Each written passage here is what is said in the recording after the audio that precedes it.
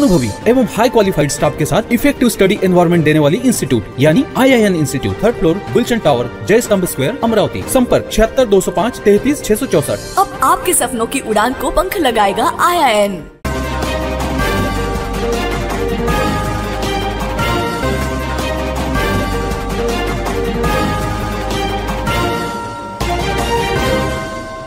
नमस्कार, सिटी न्यूजच्या बातमीपत्रात प्रेक्षकांचं मनपूर्वक स्वागत। आज दिनांक 28 मार्च 2024, वार गुरुवार। बातमीपत्राची सुरुवात करूया सुविचारमालेने। महत्त्व माणसाचं नसतं तर ते त्याच्या स्वभावाचं असतं। कोणी एका क्षणात आपलं मन जिंकून जातं तर कोणी आयुष्यभर सोबत राहूनही परकच राहतं। आजचा सुविचार आपण बघितला, आता बघूया बातमीपत्रातील ठळक बातम्या।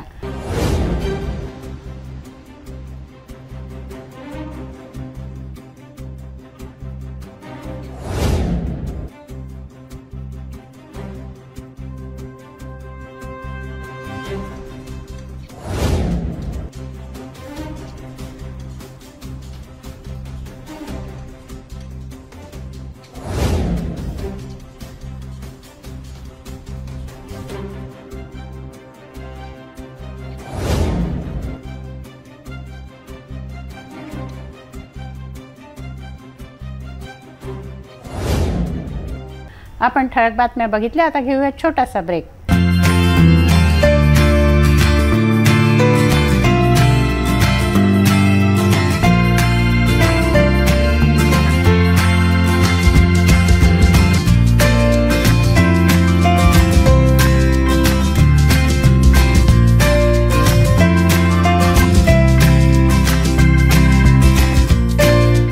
संपूर्ण लग्न बसता आराधना जवाहर रोड अमरावती। नमस्कार।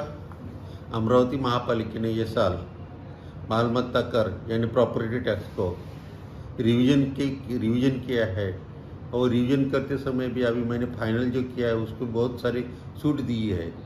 ये छूट का फ़ायदा लेके सब नागरिकों ने टैक्स भरना करावा, मैं इतनी विनती करता हूँ।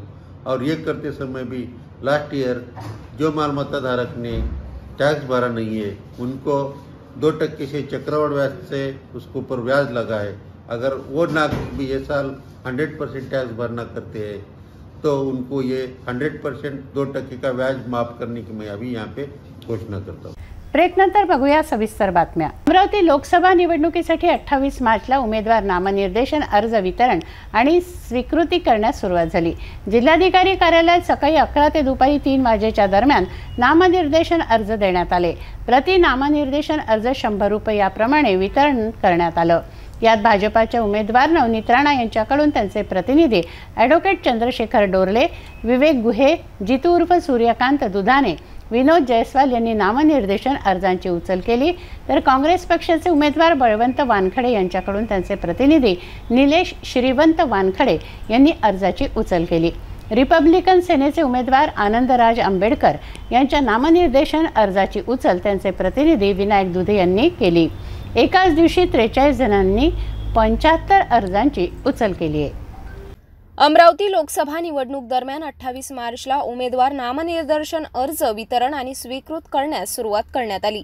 जिल्हाधिकारी कार्यालय येथे सकाळी 11 ते दुपारी 3 वाजताच्या दरम्यान नामनिर्देशन अर्ज देण्यास सुरुवात करण्यात आली।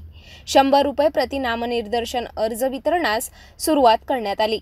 यात भाजपच्या उमेदवार नवनीत राणा यांच्याकडून त्यांचे प्रतिनिधी ॲडव्होकेट चंद्रशेखर डोरले, विवेक गुहे, जितू उर्फ सूर्यकांत दुधाने, विनोद जयस्वाल यांनी नामनिर्देशन अर्जाची उचल केली, तर काँग्रेस पक्षाचे उमेदवार बळवंत वानखडे यांच्याकडून त्यांचे प्रतिनिधी निलेश श्रीवंत वानखडे यांनी अर्जाची उचल केली। रिपब्लिकन सेनेचे उमेदवार आनंदराज आंबेडकर यांच्या नामनिर्देशन अर्जाची उचल त्यांचे प्रतिनिधी विनायक दुधे यांनी अर्जाची उचल केली।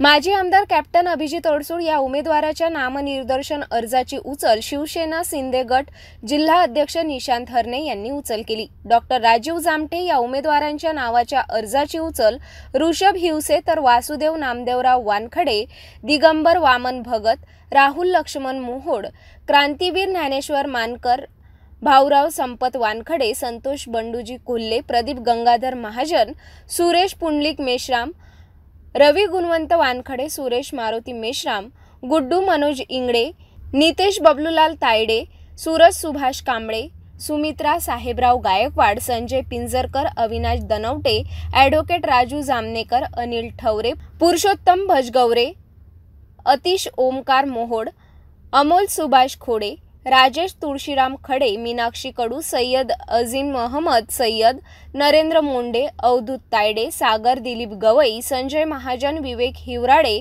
विजय यशवंत विलेकर, तात्यासाहेब जगदेव मेश्राम, प्रफुल्ल वाकोडे अशा एकूण 43 उमेदवारांच्या नावाची पहिल्याच दिवशी त्यांच्या प्रतिनिधीने 75 नामनिर्देशन अर्जाची उचल करण्यात आली। यात केवळ व्यंकटेश्वरा महास्वामी उर्फ दीपक या उमेदवारांनी स्वतः अर्जाची उचल करून नामनिर्देशन अर्ज जिल्हाधिकारी सौरभ कटियार यांच्या हाती सोपविणारे पहिल्याच दिवशी पहिले उमेदवार ठरले आहे। लोकसभा निवडणुकीची धुमश्चक्री सुरू झाली आहे। 28 मार्चपासून निवडणूक प्रक्रिया सुरू झाली आहे। 28 मार्चला लोकसभा निवडणुकीची अधिसूचना जारी झाली। उमेदवारांकडून अर्जांची उचल करण्यात आली आहे। त्यात 28 मार्चला दुपारपर्यंत 27 नामांकन अर्ज उचलले गेले। भाजपच्या नवनीत राणांकडून 4 अर्जांची उचल तर काँग्रेसचे बळवंत वानखडेंच्या प्रतिनिधींनी 4 अर्ज उचलले आहेत। 4 एप्रिलपर्यंत उमेदवारांना नामांकन दाखल करता येणार आहे। 5 एप्रिलला नामांकन अर्जांची पडताळणी केली जाईल। 8 एप्रिलला उमेदवार आपला अर्ज मागे घेऊ शकतात। 26 एप्रिलला अमरावतीमध्ये मतदान होणार आहे तर 4 जूनला मतमोजणी केली जाणार आहे। यंदा मतमोजणी बडनेरा मार्गावरील नेमाणे गोडाऊनऐवजी विद्यापीठ मार्गावरील लोकशाही भवन येथे आहे। 28 मार्चला लोकसभा निवडणुकीची अधिसूचना जारी झाली आहे। उमेदवारांकडून अर्जाची उचल करण्यात आली। त्यात 28 मार्चला दुपारपर्यंत 27 नामांकन अर्ज उचलले गेले। एप्रिल 2024 रोजी होणाऱ्या अमरावती लोकसभा निवडणुकीच्या अनुषंगाने भारतीय जनता पक्ष, मित्र महायुती आणि मित्र पक्षांच्या वतीने अमरावती लोकसभा मतदारसंघाची उमेदवारी माननीय खासदार सौभाग्यवती नवनीतताई रवी राणा यांना मिळालेली आहे आणि आज नामनिर्देशन पत्र उचलण्याचा हा पहिला दिवस आहे। पहिल्याच दिवशी भाजपाच्या वतीने माननीय चंद्रशेखरजी डोरले यांनी खासदार सौभाग्यवती नवनीतताई रवी राणा यांचा एक फॉर्म उचललेला आहे आणि या महायुतीतील घटक पक्ष म्हणून युवा स्वाभिमान पार्टीच्या वतीने आम्ही सुद्धा एक नामनिर्देशन पत्र या ठिकाणी उचललेलं आहे। मला विश्वास आहे की भारतीय जनता पक्षाचे माननीय पक्षप्रमुख जे पी नड्डा साहेब, या देशाचे यशस्वी पंतप्रधान आदरणीय नरेंद्रजी मोदी साहेब, गृहमंत्री माननीय अमितजी शहा साहेब, महाराष्ट्राचे मुख्यमंत्री आदरणीय एकनाथजी शिंदे साहेब, उपमुख्यमंत्री माननीय देवेंद्रजी फडणवीस साहेब, उपमुख्यमंत्री माननीय अजितदादा पवार साहेब आणि भारतीय जनता पक्षाचे प्रदेशाध्यक्ष चंद्रशेखरजी बावनकुळे साहेब यांच्या नेतृत्वात मार्गदर्शनात महायुतीतील सर्व घटक पक्ष, मित्र पक्ष, त्यांचे सर्व पदाधिकारी, सर्व कार्यकर्ते आणि आम्ही युवा स्वाभिमानचे सर्व पदाधिकारी, सर्व कार्यकर्ते एक दिलाने, एकजुटीने माननीय खासदार सौभाग्यवती नवनीतताई राणा यांच्या विजयासाठी जोमाने प्रसार करू आणि एकजुटीने प्रयत्न करू। ज्या पद्धतीने या निवडणूक प्रक्रियेचा पहिल्या क्रमांकाचा अर्ज हा नवनीत रवी राणा यांचा उचलण्यात आलेला आहे, त्याचप्रमाणे 4 जून रोजी लागणाऱ्या निकालात सुद्धा नवनीत राणा ह्या 1 नंबरवर असतील आणि प्रचंड बहुमताने विजयी होतील असा आम्हाला आत्मविश्वास आहे। नमस्कार। 1987 पासून भारतीय जनता पार्टी आणि असणाऱ्या युतीचे उमेदवारांचे फॉर्म भरणे, फॉर्म उचलणे, निवडणूक खर्च सादर करणे असा अनुभव पाहून यावर्षीच्या लोकसभेची सुद्धा ही सर्व जबाबदारी भारतीय जनता पक्षाने माझ्याकडे दिलेली आहे। जवळपास महिन्याभरापासून भारतीय जनता पक्ष या लोकसभेच्या तयारीत आहे आणि काही दिवसांपूर्वी आमचे राष्ट्रीय नेते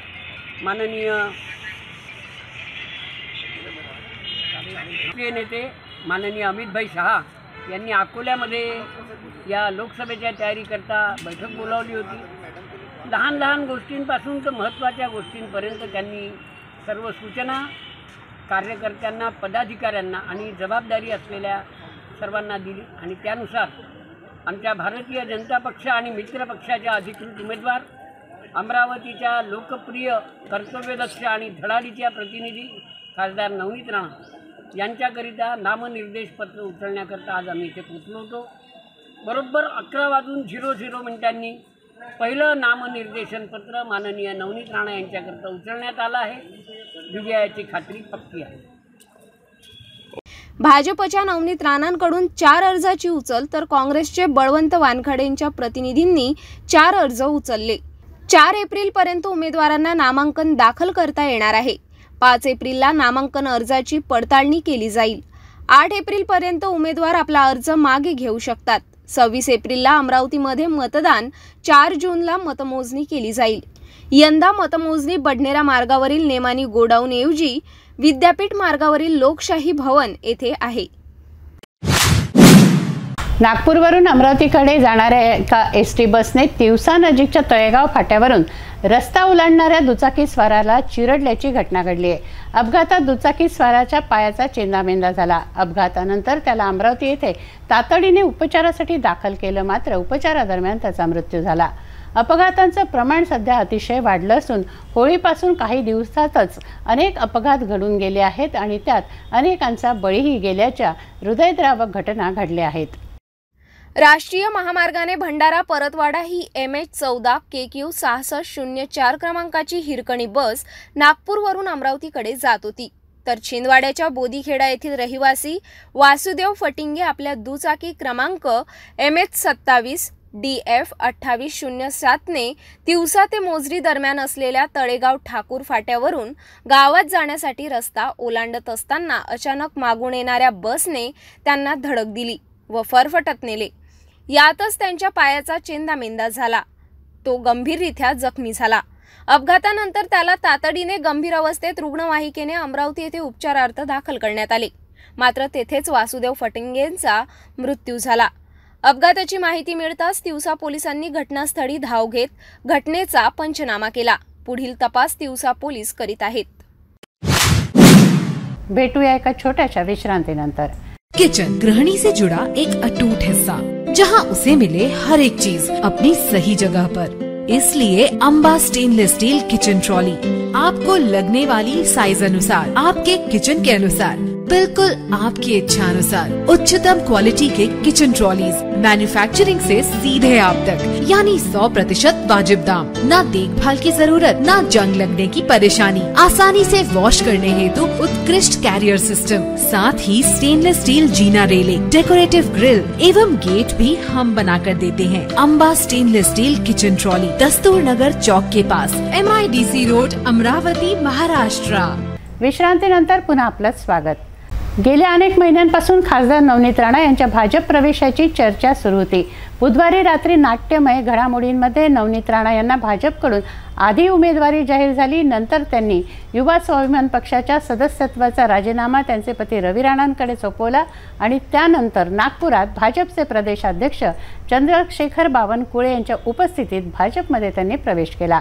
राणांच्या भाजप प्रवेशाची वाट बिकट होत असल्याचं चित्र रंगवलं जात असताना अकस्मात बुधवारी भाजपने नवनीत राणा यांना उमेदवारी जाहीर केली। पक्षाचं सदस्यत्वही नसलेल्या नवनीत राणा यांना भाजपची उमेदवारी मिळाली। आधी उमेदवारी मिळाली, नंतर त्यांनी पक्षप्रवेश केला। भाजपच्या इतिहासात असं पहिल्यांदाच झालं असावं। नवनीत राणांच्या भाजप प्रवेशाची वाट बिकट होत असल्याचं चित्र रंगवलं जात असताना अकस्मात बुधवारी भाजपने नवनीत राणा यांना उमेदवारी जाहीर केली। पक्षाच्या सदस्यही नसलेल्या नवनीत राणा यांना भाजपची उमेदवारी मिळाली। गेल्या अनेक महिन्यांपासून खासदार नवनीत राणा यांच्या भाजप प्रवेशाची चर्चा सुरू होती, मात्र बुधवारी रात्री नाट्यमय घडामोडी घडल्या आणि नवनीत राणा यांना भाजपकडून आधी उमेदवारी जाहीर झाली। नंतर त्यांनी युवा स्वाभिमान पक्षाच्या सदस्यत्वाचा राजीनामा दिला। त्यांचे पती रवी राणांकडे राजीनामा सोपवला। त्यानंतर नागपुरात भाजपचे प्रदेशाध्यक्ष चंद्रशेखर बावनकुळे यांच्या उपस्थितीत भाजपमध्ये नवनीत राणा यांनी प्रवेश केला। मी प्रदेशाध्यक्ष चंद्रशेखरजी बावनकुळे यांना विनंती करतो की त्यांनी भारतीय जनता पक्षाचा दुपट्टा घालून नवनीतजी राणा यांना भारतीय जनता पक्षामध्ये प्रवेश द्यावा आणि प्रभू श्रीरामचंद्राची मूर्ती सुद्धा हनुमानजीची मूर्ती सुद्धा त्यांना द्यावी।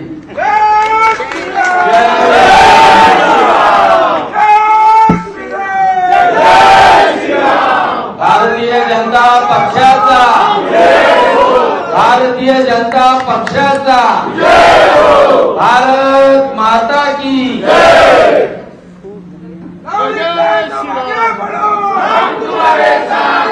फिर से एक मोदी सरकार, फिर से एक बार मोदी सरकार, अब की बार, अब की बार। आदरणीय नरेंद्रजी मोदी, आमचे देशाचे गृहमंत्री आदरणीय अमित शाहजी, आमचे राष्ट्रीय अध्यक्ष नड्डा साहेब, आमचे राज्याचे उपमुख्यमंत्री देवेंद्र फडणवीसजी, प्रदेशाचे अध्यक्ष आमचे बावनकुळे साहेब, आमचे राज्यसभा मेंबर बोंडे साहेब, रवीजी, पोटे दादा आणि तडस दादा, आमचे सुनील भाऊ खासदार, कुलकर्णी दादा, कोठेकर दादा, दिनेश भाऊ आणि राजेश भाऊ, सगळ्यांचे मनापासून मी खूप खूप आभारी आणि धन्यवाद आहे। आणि मी खूपदा हेच म्हटलं आहे की गेल्या 5 वर्षापासून काम करत असताना, ज्या इंडिया घटक म्हणून मी गेल्या 5 वर्ष त्या केंद्रामध्ये रिप्रेझेंट करत असताना, मोदीजींच्या विचारावर देशाला पुढे आपण कसे आणलं पाहिजे, ज्या पद्धतीने आमचे आदरणीय प्राईम मिनिस्टर काम करत आहे आणि गृहमंत्रीजी जे काम करत होते, त्याच विचाराने मी गेल्या 5 वर्षापासून काम करत होती एनडीएचे घटक म्हणून। काही लोकांनी विचारलं की आता आपण एक इंडिपेंडेंट पासून एक पक्षामध्ये आले तर कसं। माझी विचारधारा कधीही वेगळी नव्हती, आम्ही घटक म्हणून काम केलं, पण तोच विचारधारांनी 5 वर्ष पूर्ण केले। आणि बावनकुळे साहेबांचा नेहमी आणि आमचे देवेंद्र दादाचं नेहमी आमच्यासोबत पाठिंबा राहिलेलाच आहे। ते आमच्या पाठीशी होतेच। 2014 पासून रवीजी एक विधानसभा सदस्य म्हणून, एक आमदार म्हणून त्यांच्या पाठीशी होते। ऑपोजिशन मध्ये बसलो तरी आम्ही त्यांच्या सोबतच होतो। ऑपोजिशन मध्ये राहून पूर्ण वेळ ते 33 महिने आम्ही पूर्ण लढा दिला। मोदीजींच्या विचाराला महाराष्ट्रामध्ये कुठेही दबू दिलं नाही आणि ते नेहमी आवाज उचलत गेलो। ऑपोजिशन मध्ये असतानाही सुद्धा सोबत होतो आणि जेव्हा सरकार आली तेव्हाही आम्ही सोबत आहे, कारण विचारधारा एक असल्याने आम्ही वेगळे होऊ शकत नाही। आणि आज बावनकुळे साहेबांच्या हातून आज भाजप पक्षामध्ये आज माझा प्रवेश झाला, त्याच्यासाठी दादा आपला मनापासून खूप खूप धन्यवाद। आणि आमचे एक साधी कार्यकर्ता म्हणून, कारण स्वाभिमानमध्ये काम करत असताना गेल्या 12-13 वर्ष काम केलं, एक छोटे संघटनांनी एवढं मोठं एक आमदार घडवलं आणि खासदार घडवलं आणि त्याच्यानंतर एक मोठी पक्ष जेव्हा भाजप सारखं नॅशनल पार्टी आपल्याला जेव्हा साथ देते, तर मला वाटते की आपली मेहनत, आपला डेडिकेशन, ग्रासवर काम करणारे लोकांना मोदीजी आणि भाजप आणि आमचे सगळे पदाधिकारी, आमचे बावनकुळे साहेब, देवेंद्रजी नेहमी त्यांच्या पाठीशी राहतात। हे त्यांनी मला आज उमेदवारी घोषणा करून हे दाखवून दिलं की हार्डवर्क ऑलवेज पेज। दादा त्याच्यासाठी आपलं आणि मी एक साधी कार्यकर्ता म्हणून पक्षाच्या आणि मोदीजींचं जे टार्गेट आहे अबकी बार 400 पार, ते 400 मध्ये अमरावती राहीन एवढं निश्चित मी आपल्याला सांगू शकते। आणि महाराष्ट्रामध्ये जिथे जिथे एक कार्यकर्ता म्हणून मला जिथे जिथे आदेश देण्यात येईल तिथे तिथे जाऊन मी नक्की माझे पार्टीसाठी, भाजप पार्टीसाठी आणि माझे नेत्यांसाठी जेवढी मेहनत आणि डेडिकेशन करावी लागली तेवढी मी नक्की करन। आणि आज भाजपमध्ये प्रवेश घेऊन भाजपाची एक कार्यकर्ता आणि डेडिकेटेड कार्यकर्ता म्हणून आजच्या पुढे जेही कर्तव्य मी करन ते एक कार्यकर्ता म्हणून या पार्टीची डेडिकेटेड म्हणून आणि सगळे माझे जेवढेही सिनियर पार्टीचे कार्यकर्ता, आमदार आणि सगळ्यांना मनापासून खूप खूप धन्यवाद करते की आपलं प्रेम आणि आशीर्वाद आणि आपण सगळ्यांनी मिळून मोदीजींचं 400 पार हा स्वप्नाला साकार करण्यासाठी आपण सगळे माझे पाठीशी राहील एवढीच विनंती आपल्याला करते। आणि देवेंद्रजींचं स्पेशली मी खूप मनापासून दादांचं धन्यवाद करन, कारण 19 मध्ये आमच्या पाठीशी होते, कसे पाठीशी होते आणि काय होते सगळे तुम्हाला सांगण्याची काही गरज नाही। आणि आजही सुद्धा गेल्या 5 वर्षापासून विकासासाठी ते आमच्या पाठीशी राहिले। धन्यवाद. आपकी बार अमरावतीकर बाबा, थोडा आवाज तर दिसला पाहिजे. पहिले उमेदवारी नंतर पक्षप्रवेश असं भाजपच्या इतिहासात पहिल्यांदाच घडलं असावं. मुझे लगता है मैंने पिछले 5 वर्षों से एज ए एनडीए की एक घटक करके अमित शाह जी, हमारे नरेंद्र मोदी जी, देवेंद्र फडणवीस जी, नड्डा साहब और बावनकुळे साहब, हमारे जो नेता जिनको बोला है उनके विचारों पे मैं पिछले 12-13 वर्षों से काम कर रही हूँ. और जिनको नेता माना और उनके आगे मुझे नहीं लगता है कार्यकर्ता कोई जाता है. और नेताओं ने कल फैसला करके मेरी उम्मीदवारी अमरावती से जाहिर की, तो उनके लिए उनका दिल से मैंने धन्यवाद किया. क्योंकि अमरावतीकरों की आंखों में मैंने बहुत दिनों से, बहुत समय से देख रही हूँ कि उनकी इच्छाएं, क्योंकि जब से लोकसभा शुरू हुई है तब से आज तक कभी भी कमल अमरावती जिले में बैलेट पे नहीं आया है. तो उनकी इच्छा हमेशा से थी कि देश के साथ जब देश की एक उम्मीद चलती है तो अमरावती में भी वही सिंबल आए. मुझे लगता है अमरावतीकरों की तरफ से मैंने मोदी जी का कल बहुत बहुत धन्यवाद किया. कल रात में अर्जेंट में पहले सीट डिक्लेयर होती है और फिर जाके प्रवेश करते हैं. और आज मैं देवेंद्र जी को मिलने आई हूँ, दादा को हमारे, तो यहाँ से मैं दिल्ली जाऊंगी. स्थानीय स्तर पर जो भाजपा के सहयोगी दल हैं उनका विरोध भी देखने को मिल रहा है. वो नाराज है, आपको टिकट मिल गया, उनके नहीं, या उनके मुझे लगता है रवि जी भी एक एनडीए के घटक करके 2014 से देवेंद्र जी के साथ थे. ऑपोजिशन में जब आई सरकार तब भी रवि जी देवेंद्र फडणवीस जी के साथ थे. तो हम ऐसे घटक हैं कि समय आया तो साथ रहो और समय खराब है तो छोड़ दो. ऐसे घटकों में से हम नहीं हैं. पर फिर भी मैंने सभी को विनती की, क्योंकि सभी हमसे बहुत ज्यादा सीनियर है, तो मैंने एक उम्मीदवार करके और एक बहुत जूनियर उम्मीदवार करके मैंने सभी को हाथ जोड़ के विनती भी की कि मोदी जी के जो सपना है देश में अब की बार 400 पार और 400 में एक अमरावती हो, इसके लिए जितने भी एनडीए के घटक है वो मोदी जी के सपने के लिए और अमरावती के विकास के लिए सब एकजुट होकर एक मंच पे आकर एक साथ काम करें. अमरावती में 2 नारे गूंज रहे हैं. एक ये गूंज रहा है कि एक बार दिल से नवनीत राणा फिर से, और दूसरा भी नारा ये भी गूंज रहा है कि मोदी तुझसे बैर नहीं, नवनीत राणा की खैर नहीं. मुझे लगता है जब तक मतदार नहीं ठहराते क्या करना है, क्योंकि पिछले 5 वर्षों से नहीं 12-13 वर्षों से मैं जनता के बीच हूँ और जनता के लिए काम कर रही हूँ. तो मुझे लगता है एक बहू के नाते भी और उस क्षेत्र में कंटिन्यू लोगों के बीच लोगों की सेवा करते हुए लोगों ने खुद मुझे आशीर्वाद दिया. जब 2019 में एक सुनामी चल रही थी उसके बीच मुझे आशीर्वाद दिया गया अमरावती में, और आज एक सिंबल के साथ अमरावती में उतरूंगी. तो मुझे लगता है ये अमरावतीकरों की ही इच्छा थी जो मेरे रूप में अमरावती में आई है. तो मेरी जनता मुझे बहुत सारा प्यार और बहुत सारा आशीर्वाद मेरे साथ रखेगी, इतना मुझे विश्वास. मैंने आपको सीधे स्पष्ट शब्दों में कहा है, बहुत सीनियर है मुझसे जितने भी एनडीए के गठ और जो भी नेता हैं, कि सभी ने एक होकर मोदी जी का जो सपना है देश के विकास के लिए और अमरावती के विकास के लिए सबने एक मंच पर आकर साथ देना चाहिए और अमरावती का विकास करना चाहिए. मराठी में कोई बात नहीं हुई है क्या? उनकी जो भावना है उनसे आप जैसे सुने हैं वैसे ही मैं भी सुन रही हूँ मीडिया के माध्यम से.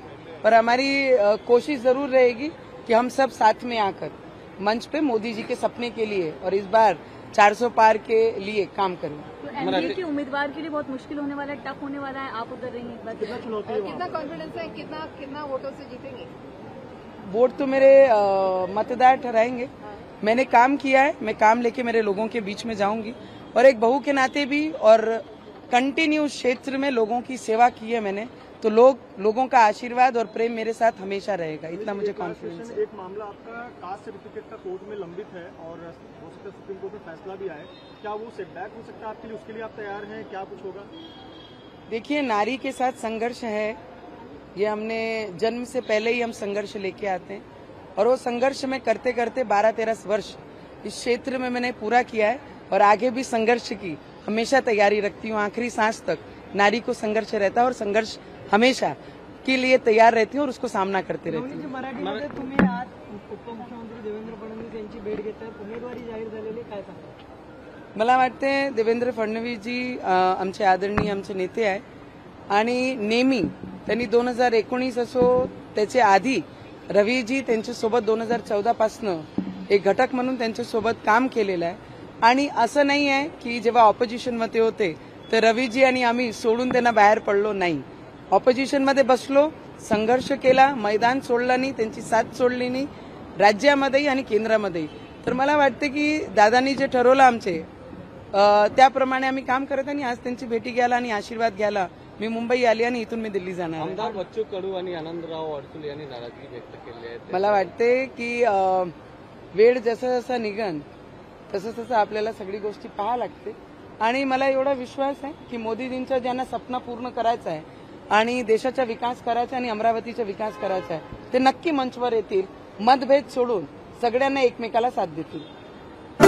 पिछली बार तो आपने दिल्ली जीती थी, इस बार भाजपा ने उम्मीदवार बनाया, पहली प्रक्रिया आपकी उम्मीदवारी मिलने के बाद. अमरावती लोकसभा निवडणुकीकरता सर्व पक्षांनी आपले उमेदवार जाहीर केले. त्याचप्रमाणे वंचित बहुजन आघाडीकडून प्राजक्ता पिल्लेवान यांना उमेदवारी जाहीर केली आहे. उमेदवारी जाहीर केल्यानंतर वंचित बहुजन आघाडीनं 28 मार्चला पत्रकार परिषद घेतली. या पत्रकार परिषदेला वंचित बहुजन आघाडीचे युवा प्रदेशाध्यक्ष निलेश विश्वकर्मा व वंचित बहुजन आघाडीचे लोकसभेच्या उमेदवार प्राजक्ता पिल्लेवान उपस्थित होत्या. आपलं सर्वांचं स्वागत. खऱ्या अर्थानं निवडणूक लढणे हाच राजधर्म. वंचित आघाडी पक्ष म्हणून या राजधर्माला अनुसरून आज अमरावती लोकसभेत आमच्या उच्च शिक्षित उमेदवार प्राजक्ताजी आपल्यासमोर आहेत. या लोकसभेत सातत्यानं लोकांचे मतं घेऊन आणि कुठंतरी जे विकास काम व्हायला पाहिजे त्या या जिल्ह्यात झालेले नाहीत. मग ते विमानतळ असेल, उद्योगधंदे असतील, स्कायवॉक असतील, ज्या मोठे मोठे प्रचार ज्या लोकांनी केले आणि आज ते मागच्या वेळीची अनेक धर्माची जी मतं घेऊन ज्या मतावर त्यांनी लोकसभा मिळवली त्यानंतर आज त्यांनी पक्षप्रवेश केलेला आहे.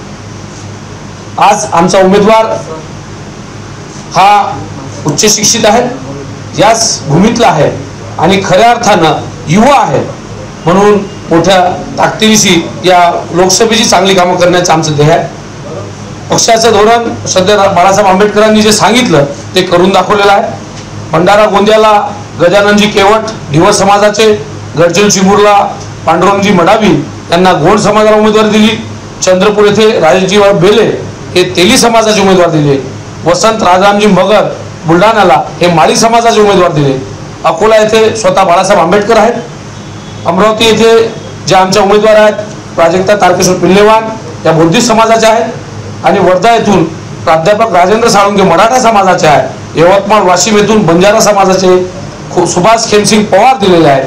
सातत्यानं वंचित समुदायासाठी बाळासाहेब आंबेडकरचं जे धोरण आहे या तिकिटीमधून तुम्हाला दिसत आलं की या जेवढे राजकीय पक्ष आज फक्त मतांसाठी सांगतात की या समाजाने मतदान केलं पाहिजे, वंचित शोषित जे सत्तेपासून दूर राहिलेलं आहे त्या समुदायाला न्याय देण्याचं काम श्रद्धेय बाळासाहेब आंबेडकरांनी वंचित बहुजन आघाडीने दिलेलं आहे. अमरावती जिल्ह्याच्या 3 दिवसांनी झालेल्या मेळाव्यात सर्व जिल्ह्यांनी ठरवलं आणि तो ठराव करून राज्याकडे पाठवला आणि राज्याकडून ज्या समितीने नियुक्ती केली आहे त्या अनुषंगानं आपला उमेदवार आपल्या पुढे आहे. या पुढच्या काळात सातत्याने मीडिया आमच्यासोबत राहिलेली आहे.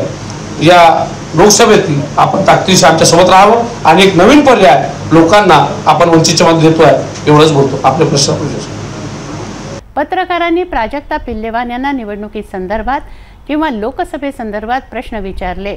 पिल्लेवान यांनी यावर बोलणं टाळलं. मी 4 तारखेनंतर बोलणार असं प्राजक्ता पिल्लेवान यांनी म्हटलं. पत्रकारांच्या कोणत्याही प्रश्नांची उत्तरं त्यांनी दिली नाही.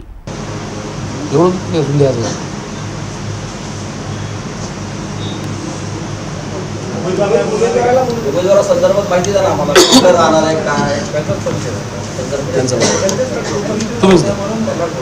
त्यांना देऊ. माझं नाव प्राजक्ता तारकेश्वर पिल्लेवान. मी रहिवासी इथलीच आहे. माझं शिक्षण तिवसा BSc ॲग्रिकल्चर लालासाहेब देशमुख इथून झालं आणि MSc मी बायोइन्फॉर्मॅटिक्स शिवाजी सायन्स कॉलेजमधनं केलं आणि सध्या मी इथलीच राहणारी आहे. अजून काही बोलायचं? सामाजिक कार्यात माझे आजोबा नागपूर जिल्हा परिषदमध्ये शिक्षण व बांधकाम सभापती असल्यामुळे माझ्या रक्तात त्या गोष्टी असल्यामुळे बॅकग्राऊंडमध्ये माझ्या त्या सगळ्या गोष्टी आहेत आणि त्यांनाच एक मार्गदर्शन त्यांच्याकडनंच घेऊन मी पुढे इथे काम करायचं ठरवलेलं आहे. त्यासाठी माझे प्रयत्न सुरूच आहेत. अमरावती लोकसभा माझं शिक्षण इथेच झालं असल्यामुळे मी इथून काम करायचं. लोकसभा के लिए क्यों उतरे? बाकी कोई हो सकता है एकदम लोकसभा की उम्मीदवारी क्यों ली आपने? क्या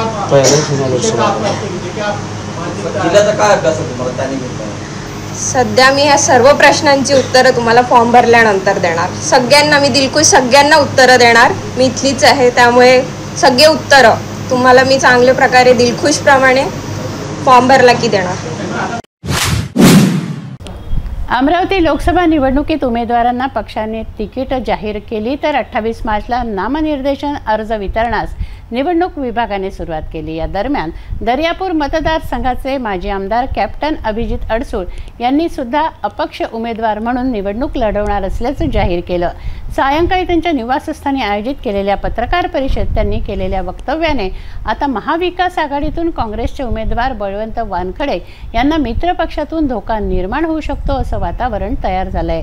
सर्व जुने शिवसैनिक माझ्यासोबत असल्याचं वक्तव्य केल्याने आता बळवंत वानखडे यांना खरं शिवसैनिक मदत करतील का असा प्रश्न आता उपस्थित होत आहे.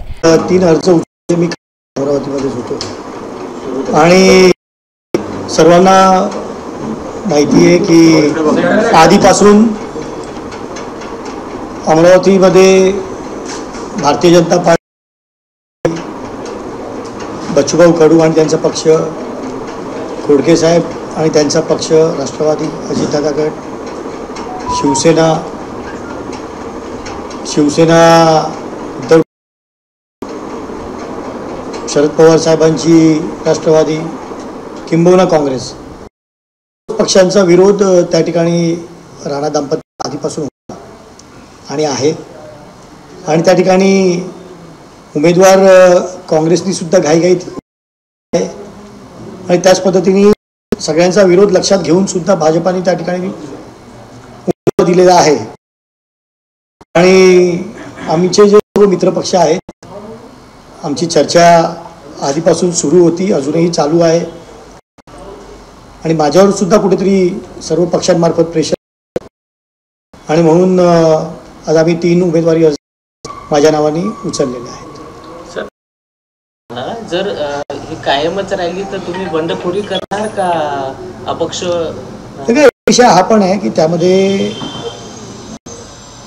सुप्रीम कोर्टाचा निकाल अजूनही बाकी आणि फॉर्म भरायची तारीख 4 आहे आणि त्यामुळे त्यापद्धतीने आपण काँग्रेसचं रामटेकचं आजचं जर उदाहरण, त्या ठिकाणी ज्या बर्वे मॅडम होत्या त्यांनी काँग्रेसतर्फे उमेदवारी अर्ज दाखल केला होता आणि त्यांचा सडनली निकाल आला आणि त्यांना त्या ठिकाणी ऑटोमॅटिकली त्यांचा अर्ज बाद झाला आणि त्यामुळे मला खात्री आहे कधी सुप्रीम कोर्टाचा निकाल येऊ शकतो, त्या ठिकाणी उमेदवारी अर्ज हा बाद होऊ शकतो. आणि एवढंच नाही, जो विरोध राहणार आहे आणि त्यामुळे सर्व पक्षीय उमेदवार म्हणून कुठेतरी अपक्ष म्हणून सगळे एकत्र येऊन काँग्रेसने उमेदवारांच्या नावाची घोषणा करण्यात घाई केली असं वक्तव्य सुद्धा अडसूळ यांनी केलं. त्यांना अनेक प्रश्न विचारले असता अडसूळ यांनी मीडियाला जबाबदार ठरवलं. रवी राणा हे आधीपासून ज्या पद्धतीने वागतात एका मध्ये, हायकोर्टाचा निकाल घ्यायला सुद्धा जवळजवळ 2.5 वर्ष लागले. सुप्रीम कोर्टामध्ये सुद्धा आम्ही गेलो. पहिल्या दिवशी मिळाला त्या दिवशी सुप्रीम जज 20 मिनिट, मला वाटतं जगातलं हे एकमेव उदाहरण असेल की 20 मिनिट सुप्रीम कोर्टचे जज त्या ठिकाणी गायब होता. खरा हा विषय आमच्यापेक्षा तुम्ही मीडियानी आतापर्यंत उचलला नाही, हे देशातल्या लोकांचं दुर्दैव आहे. खऱ्या अर्थानं मीडियाने सुद्धा हा विषय उचलून धरायला पाहिजे होता की अशा पद्धतीने जर सुप्रीम कोर्ट चालणार असते, 14 दिवसामध्ये निकाल देणार होते सुप्रीम कोर्ट, 28 तारखेला सुनावणी संपलेली आहे, 14 दिवसामध्ये निकाल देत नाही आणि आमची मीडिया गप्प बसते. मीडिया खऱ्या अर्थानं हा प्रश्न हा सामान्य जनतेचा प्रश्न आहे, नेत्याचा, प्रत्येक जाती धर्माचा, प्रत्येकाचा हा प्रश्न आहे. परंतु मीडिया गप्प का, हा माझा प्रश्न उलट मीडियाला आहे की तुम्ही गप्प का बसले आतापर्यंत. हा सुप्रीम कोर्ट जर निकाल देत नाही, 5-5 वर्ष या देशातली सगळ्यात मोठी लोकशाही ही भारत देश आहे आणि त्या भारत देशामध्ये सगळ्यात मोठं सार्वभौम सभागृह जागा संसद भवन, त्यामध्ये 527 लोक आणि त्यांचा हा प्रश्न आहे, त्याच्यावर हे साजूकपणे बाजूला मला वाटतं म्हणून हा आजचा दिवस उगवला. मीडिया सुद्धा तेवढीच जबाबदार आहे. अभिजित अडसूळ यांची लढत नवनीत राणांसोबत होणार असल्याचं चित्र अडसूळ यांच्या बोलण्यावरून दिसून येत असून बळवंत वानखडे डमी उमेदवार असल्याचा भास सुद्धा कॅप्टन अडसूळ यांच्या बोलण्यावरून होत आहे. मी आधी सांगितलं कुठल्याही राणाचा प्रचार करणार नाही. बच्चू कडून स्टेटमेंट दिलं होतं सकाळी की जो प्रहार पाठिंबा देईल, जर आपण जर मैदानात उतरले तर बच्चू कडून पाठिंबा देईल तर तुम्ही घ्याल का? सर्व पक्षीय नेते आम्ही मिळून चर्चा करतो आहोत, जास्त मी काय बोलणार नाही. स्थानिक शिवसैनिक सर्व माझ्यासोबत, स्थानिक सर्व शिवसैनिक माझ्यासोबत, दोन्ही शिवसेना माझ्यासोबत. अभिजित अडसूळ माघार घेणार नाही निवडणुकीत? नाही, नक्की नाही. तलवार मॅन होणार नाही निवडणुकीतली अडसूळांची? तलवार मग घेतलीच नसती. आता मध्ये जर मॅन करायची असती तर आज म्हणून मी म्हटलं की माझ्यावर सुद्धा खूप प्रेशर आहे. आर-पार की लढाई होती. जाता जाता पुन्हा एकदा आजच्या ठळक बातम्या.